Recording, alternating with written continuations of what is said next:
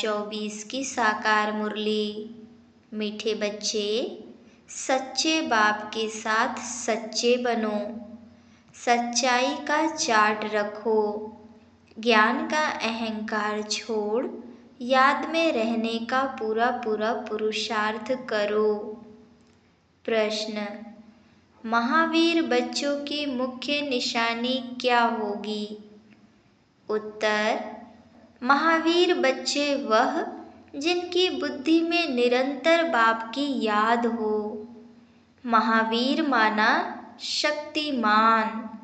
महावीर वह जिन्हें निरंतर खुशी हो, जो आत्म अभिमानी हो, जरा भी देह का अहंकार न हो। ऐसे महावीर बच्चों की बुद्धि में रहता कि हम आत्मा है, बाबा हमें पढ़ा रहे हैं।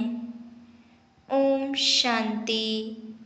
रूहानी बाप रूहानी बच्चों से पूछते हैं, अपने को रूह या आत्मा समझ बैठे हो? क्योंकि बाप जानते हैं यह कुछ डिफिकल्ट है, इसमें ही मेहनत है। जो आत्म अभिमानी होकर बैठे हैं उनको ही महावीर कहा जाता है। अपने को आत्मा समझ बाप को याद करना उनको महावीर कहा जाता है। हमेशा अपने से पूछते रहो कि हम आत्म अभिमानी हैं। याद से ही महावीर बनते हैं, गोया सुप्रीम बनते हैं। और जो भी धर्म वाले आते हैं वह इतने सुप्रीम नहीं बनते हैं, वह तो आते भी देर से हैं। तुम नंबरवार सुप्रीम बनते हो। सुप्रीम अर्थात शक्तिमान व महावीर। तो अंदर में यह खुशी होती है कि हम आत्मा हैं। हम सब आत्माओं का बाप हमको पढ़ाते हैं। यह भी बाप जानते हैं। कोई अपना चार्ट 25% दिखाते हैं, कोई 100% दिखाते हैं।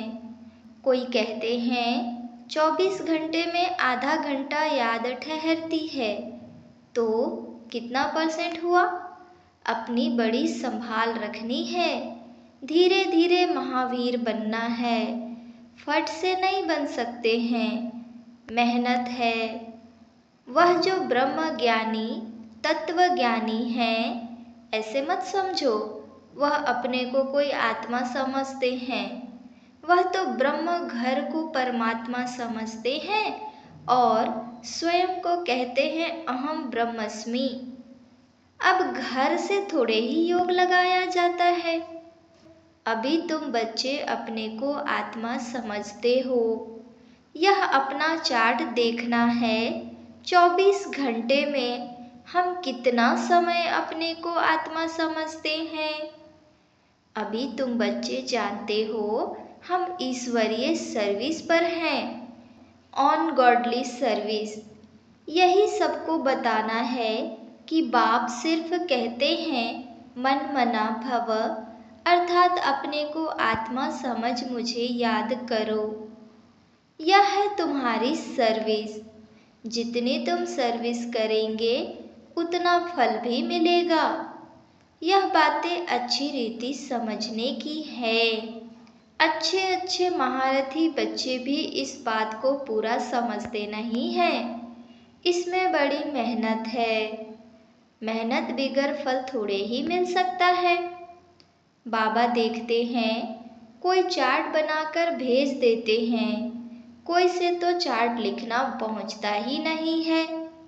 ज्ञान का अहंकार है, याद में बैठने की मेहनत पहुंचती नहीं। बाप समझाते हैं मूल बात है ही याद की। अपने पर नजर रखनी है कि हमारा चार्ट कैसा रहता है, वह नोट करना है।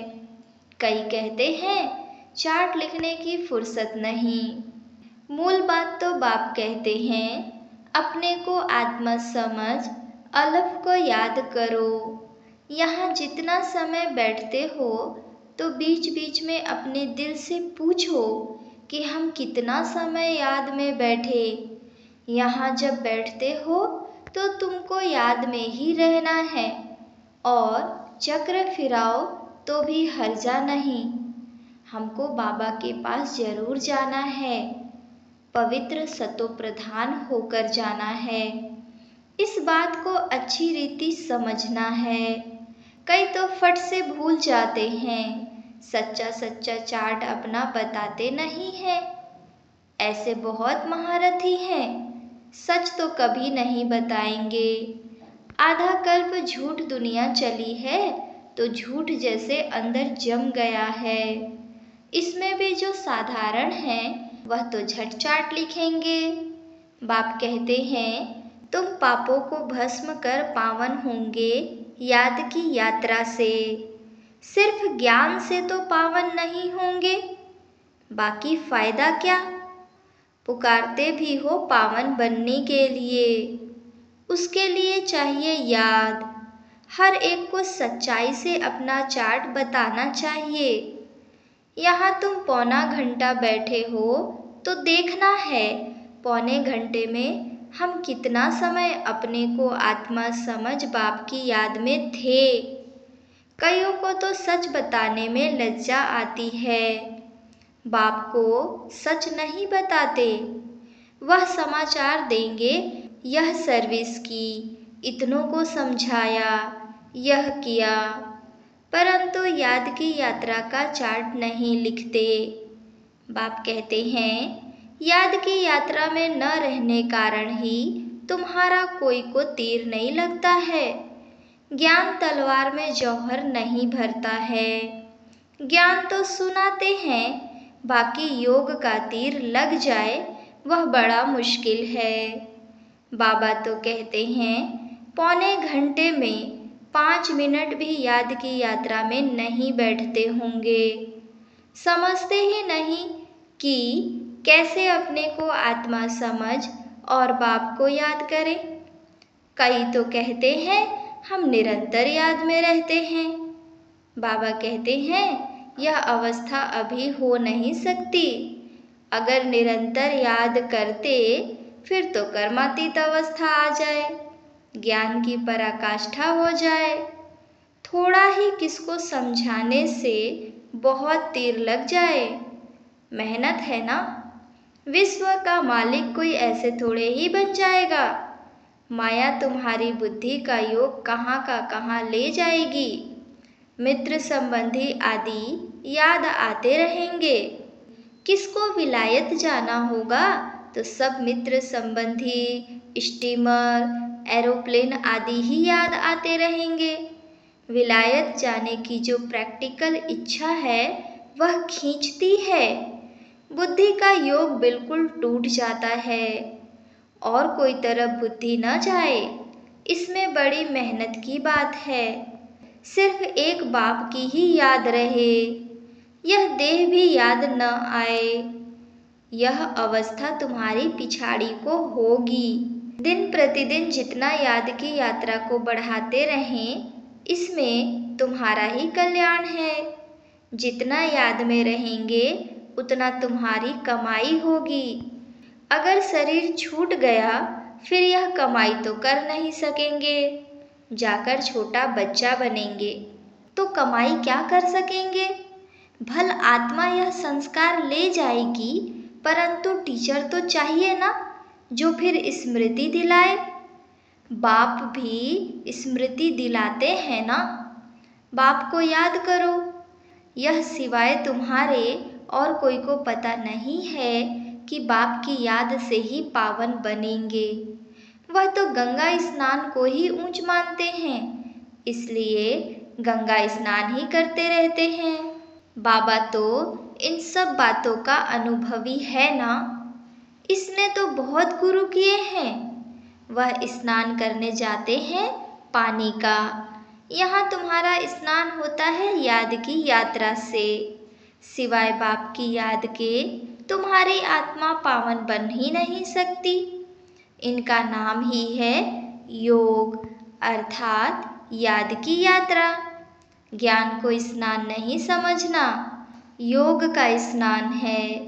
ज्ञान तो पढ़ाई है, योग का स्नान है जिससे पाप कटते हैं। ज्ञान और योग दो चीजें हैं। याद से ही जन्म जन्मांतर के पाप भस्म होते हैं। बाप कहते हैं, इस याद की यात्रा से ही तुम पावन बन सतो प्रधान बन जाएंगे।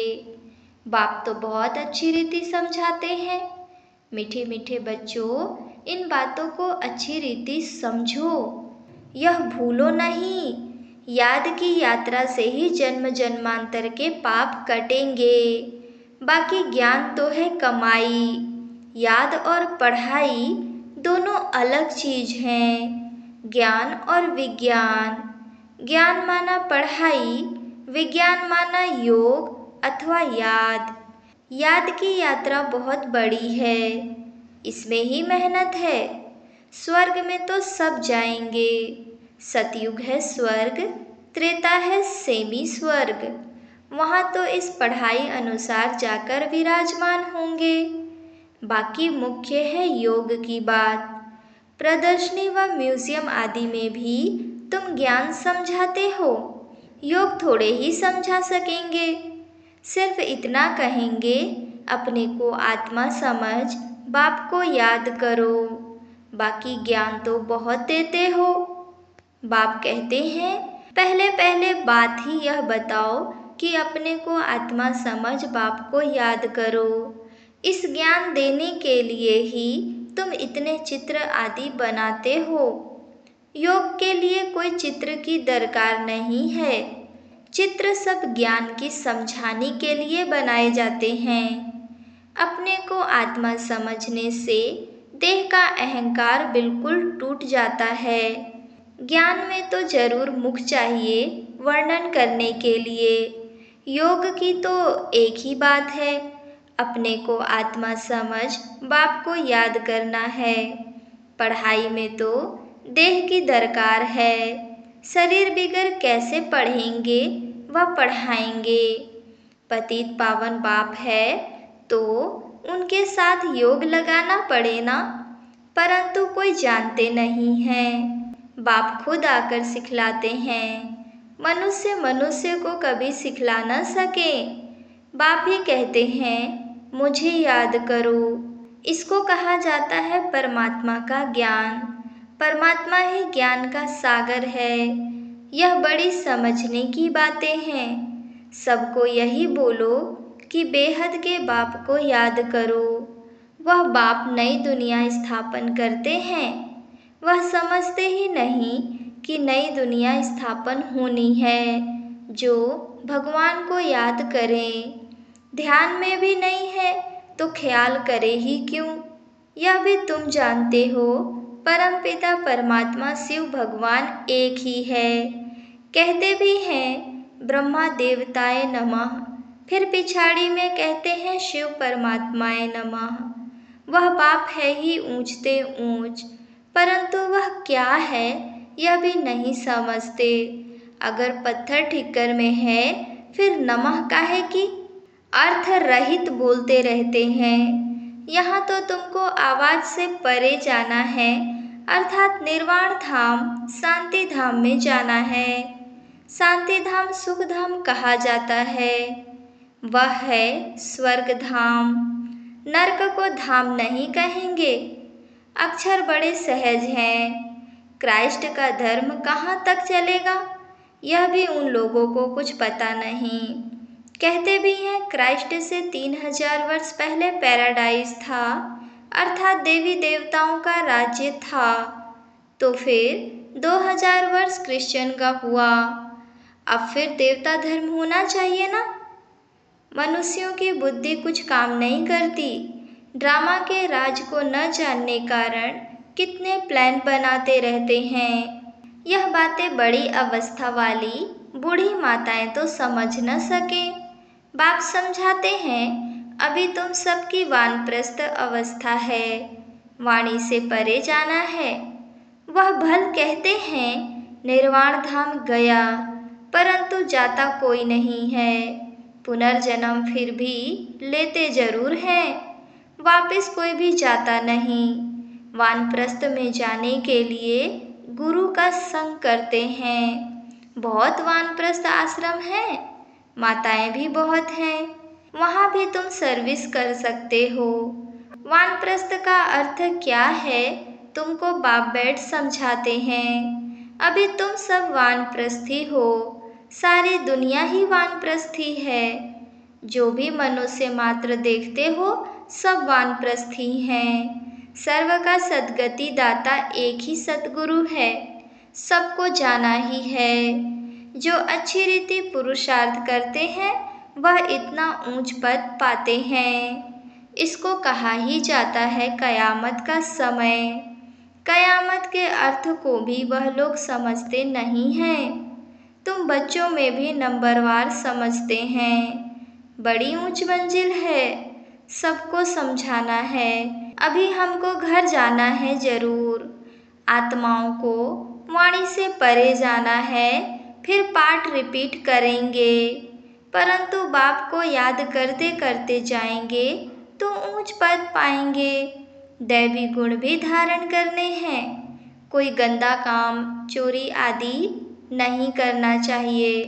तुम पुण्य आत्मा बनेंगे ही योग से, ज्ञान से नहीं। आत्मा पवित्र चाहिए। शांति धाम में पवित्र आत्माएं ही जा सकती हैं। सब आत्माएं वहाँ रहती हैं, अभी आती रहती हैं। अब बाकी जो भी होंगी वह यहाँ आती रहेंगी। तुम बच्चों को याद की यात्रा में बहुत रहना है। यहाँ तुमको मदद अच्छी मिलेगी। एक दो का बल मिलता है ना, तुम थोड़े बच्चों की ही ताकत काम करती है। गोवर्धन पहाड़ दिखाते हैं ना, उंगली पर उठाया। तुम गोप गोपियाँ हो ना। सतयुगी देवी देवताओं को गोप गोपियाँ नहीं कहा जाता है। उंगली तुम देते हो। आयरन एज को गोल्डन एज व नर्क को स्वर्ग बनाने के लिए तुम एक बाप के साथ बुद्धि का योग लगाते हो। योग से ही पवित्र होना है, इन बातों को भूलना नहीं है। यह ताकत तुमको यहाँ मिलती है। बाहर से तो आसुरी मनुष्यों का संग रहता है, वहाँ याद में रहना बड़ा मुश्किल है। इतना अडोल वहाँ तुम रह नहीं सकेंगे। संगठन चाहिए ना। यहाँ सब एक रस इकट्ठे बैठते हैं तो मदद मिलेगी। यहाँ धंधा आदि कुछ भी नहीं रहता है। बुद्धि कहाँ जाएगी? बाहर में रहने से धंधा घर आदि खींचेगा जरूर। यहाँ तो कुछ है नहीं। यहाँ का वायुमंडल अच्छा शुद्ध रहता है। ड्रामा अनुसार कितना दूर पहाड़ी पर आकर तुम बैठते हो। यादगार भी सामने एक्यूरेट खड़ा है। ऊपर में स्वर्ग दिखाया है, नहीं तो कहाँ बनावे। तो बाबा कहते हैं यहाँ आकर बैठते हो तो अपनी जांच रखो, हम बाप की याद में बैठते हैं। स्वदर्शन चक्र भी फिरता रहे। अच्छा, मीठे मीठे सिकिलदे बच्चों प्रति माता पिता बाप दादा का याद प्यार और गुड मॉर्निंग। रूहानी बाप की रूहानी बच्चों को नमस्ते।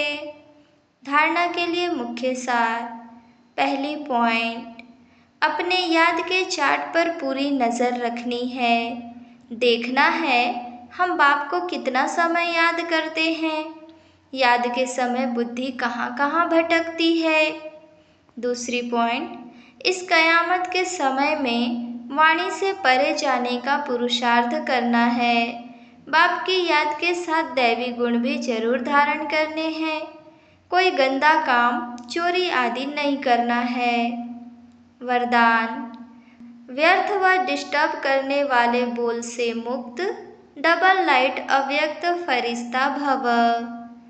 अव्यक्त फरिश्ता बनना है तो व्यर्थ बोल जो किसी को भी अच्छे नहीं लगते हैं उन्हें सदा के लिए समाप्त करो।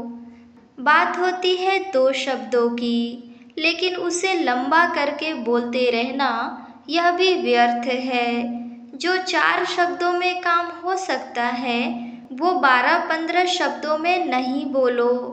कम बोलो, धीरे बोलो, यह स्लोगन गले में डालकर रखो। व्यर्थ व डिस्टर्ब करने वाले बोल से मुक्त बनो तो अव्यक्त फरिश्ता बनने में बहुत मदद मिलेगी। स्लोगन: जो स्वयं को परमात्मा प्यार के पीछे कुर्बान करते हैं, सफलता उनके गले की माला बन जाती है। अच्छा, ओम शांति।